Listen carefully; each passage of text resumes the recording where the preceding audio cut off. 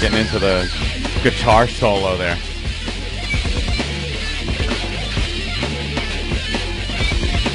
We're supposed to do that once a month? Yeah, pretty much. Ain't happening. It ain't happening. That ain't happening. We'll put a stop to that. We'll be motivated. We'll probably do it in by the end of the month. Oh. Probably late February, we'll go down to Washington, D.C. again. And then after that, why don't we make it every 2 months? Why don't we make it once a quarter? 4 times a year. Why don't you guys come up here and visit us? Oh, please. We can't be bothered. Please. No, it was a good time to go down there. It's just a hassle to try to travel and do a morning show. It just doesn't make sense on any level, you know? No, it doesn't make sense to do anything in a morning show. It's just one of those things. You sacrifice your being to come here and do a show for 4 hours. It's impossible to do anything else in life while you're doing this. Yeah, because after the show yesterday, we had more meetings to do down at the XM compound, and by noon, I was just laying around on a couch waiting for the ride back to the train station, and people are coming up to say hi and stuff, and they can't understand why I have no motivation. I'm they're all happy, got a pep in their step. And I'm trying to tell them, look, I've been up since 3 because I wasn't able to sleep the night before because we did the steak dinner and stuff like that, which was really nice of them. But, of course, to eat all that steak and all that food and then go back to the hotel and crash right away, it's impossible. No. So 4 or 5 hours later, you're waking up with a stomach thing happening and, doing the show. It's just weird, I guess. And being on that train, it's just enough. Once a month doing that? Some people do it every day. Yeah, I know. Ugh. And we were on the easy train. We were on the Acceler, which isn't that much faster. I was looking at train schedules. It's not. Washington to New York, it's about 3 hours and 20 minutes, I think, regular train. Yeah. Acceler, 2 hours and 55 minutes. Are you really saving that much time? Not really. In the end? Not really. They make it sound, the Acceler, it's like twice as fast, Yeah, you think it's like one of those Japanese bullet trains. It's just a little faster, and if there's any type of delay, then it's not much, it's not different. Faster at all. But I got to hand it to little Jimmy Norton.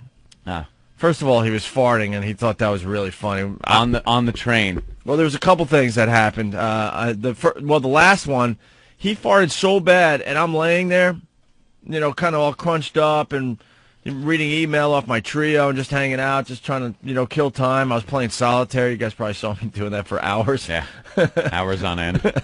Nice OCD I have, huh? And this fart was so bad, and I was thinking I'd been up since like 3 in the morning. I swear to you, I thought I was smelling like my own bad breath. Oh.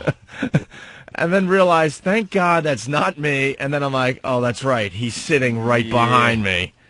Ugh. And I could just feel my seat kind of, shaking a little bit because he's laughing and he's got his hanging over the seat laughing. Yeah, he's got his feet on on the back of my chair would be his, footrest or whatever. So the whole chair is like kind of moving a little bit because he thinks it's hilarious to just let these bombs out. Ugh. It was awful. But then the other thing, we stop in Philly, and that's when all the business guys get on. Yeah. And it just reminds me that I picked the right profession. I would have never made a good businessman. All these guys with their blackberries, their blueberries, their strawberries. I don't know what the hell they're called. Whatever they're blackberries, right? Yeah. Every single person has a BlackBerry, and every single person has a phone with hands-free option. They all get on in Philly. Did you notice this? Yep. And right away, everyone was on their cell phone because it was the most important thing to do, which is business all the way to New York. And Whose I'm listening. phone was ringing and the guy wasn't picking up? Did you hear that one? Whose cell phone rings for like 15 times and no one picks it up? It was loud too, and it just kept going and going. It's like, answer it. I understand you think your job's important and all that, but I was listening to some of these conversations. Nothing. There was nothing going on. They were calling people because they could. Yeah. And they were talking really loud because they're used to just, not being shy about it. Like, let's say you and we don't take that train trip often, because I did see you on the cell phone once. I used the phone. Did you hear me? No, I did not. And I could tell that you were almost embarrassed to be on it. You had your hooded, coat on all the way over, almost your entire head. And then you were turned toward the window like this and I'm whispering cupping into the phone. phone. Like, I'm going to need an 8-ball delivered to me at... Yeah, like I'm making a drug deal. And then you got Joe Businessman. Yeah, that document that needs to get to Boston, I'm just checking on that. Did she send it out? Well, could you email it to me to make sure she sent the right one? Shut up. Your job's not that important. And we don't care about it. You know, I don't care to hear his conversation, especially when you're on the train. A lot of people try to sleep on the train, you know? Right. You're a little sleepy. There's nothing really to do, so you want to go to sleep. And these people are just yapping. I was bundled up on the 2 seats, just Yeah. sleeping away. And then I heard the announcement in Philly, we're going to need every seat possible. We Yeah. got a full train, so if you're taking up 2 seats or this or that, you know, this would be a good time to clear the seat next to you. Now you're going to have to sit with somebody. So, yeah, I had Joe Business Guy next to me. He was working on his documents. Now you and Jimmy were sitting in front and behind each other. Jimmy was sitting behind you. Right. You both had an empty seat Right. next to you. Right. So when you were told that other people were coming on and going to be taking the seat, why didn't you guys double up, buddy up, and then you wouldn't have to sit next to some mutant that came in? You've hung with him? Yeah. Why would I want to sit next to him? You always hope that the seat next to you will remain empty. You're Well, like, Is maybe, that it? yeah. The hope was there that maybe you'll be the lucky one with the empty seat? And that's what I'm going to get at. And plus the fact that if Jimmy's sitting right next to you, then all the goofing gets really uncomfortable. You know, next thing you know, you're a gay couple He going to starts New York. putting his just, hand on your leg. It's just awful, and it's not worth it, especially after you did a couple days in Washington. You just want to get home and crash. You're just tired. You don't want the jokes. You But- don't want him leaning his head on your shoulder. But I helped him get he had the only empty seat on the entire Exceller from Philly to New York, because know what Oh, he yeah. did? Well, not the whole time. I believe I did see a woman sit next to him. Well, okay, but yeah, well, Philly. that's what I'm getting at. This woman sits next to Jimmy, and her business partner, I guess, was sitting next to me, I guess. Yeah, and they were yapping to each other. They were yapping, and it was just awful. Not even dude. sitting in the same seats and they're yapping at each other? Just turning around. Shut up. She's, I wanted to smash their faces. So Jimmy kind of gets my attention, and I turn around, and he goes, I forget exactly, but he basically says, you know, how you feeling? I'm like, yeah, I'm fine, just a little tired, you know. It was a long 2 days. And he goes, yeah, man, I've been fighting this flu for 2 days, and I think I got at least another 2 days, if not 3, and I just need to get home, and then he kind of Yeah, I'm really sick. dude, like clockwork, 5 minutes tops. The lady, all of a sudden, she leaves. I think she's going to get a drink or coffee or whatever in the bar car. She comes back and goes to the guy next to me. Okay, I found 2 seats. I found 2 seats or whatever, and they just get up and leave. Nice. Because she got completely paranoid that she was going to get sick from her little Of course. passenger friend that she was sitting next to. I didn't expect her to leave, but I just wanted to make her ride uncomfortable. Like, I wanted her to think of that. That's what you get, stupid, for talking business next to me. Old typhoid Jimmy sitting next to you. Oh, carrier. it was absolutely great, man. And you wound up getting a free seat because of that, too, huh? Yeah, well, at that point, whatever. Nice. Because all the business asses were all keeping me awake anyway. I mean, there were cell phones all annoying. around me, man. I dread the day they allow that on airplanes. Yeah. It's happening next year, they say. They're going to allow that on planes. You know, when you're on an airplane, you get that. It's so much nicer to not have to listen to everyone's goddamn conversation. It's bad enough before you leave and after you land. Yep. And you pull up and everyone breaks out their cell phones to tell everyone they landed. And that's bad enough. You just want to crack them in the head. But could you imagine the whole damn flight, all that ringing going on, and the unimportant business conversations? Why are they allowing that? I don't know. 'Cause they want it to be convenient for everybody. They want it to be convenient.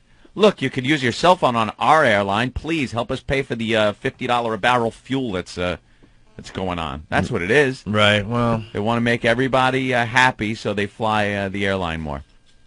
That ain't making me happy. That and babies. Throw them both off the plane. Put them both underneath in the baggage compartment. Nothing worse than paying for a seat and having a kid screaming, crying because the pressure is changing in their ears and they don't know what the hell's going on. Yeah, but what's worse about that, I'll defend the babies in a way. Ugh. No, I will, because, you know, they can't help it for the most part. What pisses me off is the parents that just assume, my kid's going to cry, there's nothing I can do about it. That's what really pisses me off. On the way down to Washington, on the Acceler, there was one of those. Yeah. And one lady's like, Jesus Christ! She just gets pissed off because it was obvious that the parent was like, kid's going to cry, tough crap for everybody on the train, you know? Not bothering me, I'm used to it. You know, and yes, babies crying in general, yeah, it goes right through me, Oh, too. You're right. no. But worse is the parents that just go, oh, well. Oh, well, I'm tired and I don't really feel like dealing with this, so you're all going to have to suffer. Eesh. Take the baby for a walk. Wasn't there a stewardess once that put like a Xanax in the baby bottle? The mother gave the stewardess a bottle to heat up, and noticed that there was some kind of blue specks in it. Come on. Yeah, and she took it and had it analyzed and had the woman arrested. Because the baby was just screaming the whole flight and annoying everyone on the plane. So the stewardess crushed up a Xanax and put it in the baby's formula and gives it back to the mother. Good for her. What a Should have been cyanide. Should have smothered her like the chicken in the last episode of MASH. That wasn't a chicken. Well, the kid got cocky. The kid said, "What are you going to do? Tranquilize me?" Oh. Wow, Yeah. Bell. Yeah, we'll get to that story in a second here. Animal. Let's go to Chicago, say hi to Derek. Hey, Derek, what's up? Hey, I was at a truck stop last night, and this guy's got his kids with him in the truck, and they're in the adult video games, you know, like the Cherry Masters and that, and his kids were screaming. I turned around and told him to shut the fuck up, and told the father to get the kids out of there, and I almost got in a fist fight. I'm tired of the kids in the truck stops. Yeah, they're yelling and screaming in the truck stops as well, huh? Yeah, and it sucks. Yeah, I mean, the reality is to the parents out there, you think your kids are cute and all. Your kids are cute and all to you, Yep. your wife or your husband, and some, not even all, of your family members. That's it. You can't even fathom how annoying it is when your children start screaming in public places and crying. You can't even, and for the parents that really try and they got all their little gadgets and gizmos to shut the kid up, you know, and they're really trying, God bless you. But to those parents that just let the kids scream and don't even give it a second glance, Right. oh, you should be beaten with your own baby. Just because Grab it by the little ankles and just beat you over the head with his oversized baby head. Just because grandma thinks everything your kid does is cute doesn't mean Joe Passenger that's sitting next to you on an airplane thinks it's cute. He Exactly. hates your baby, and he hates you even more.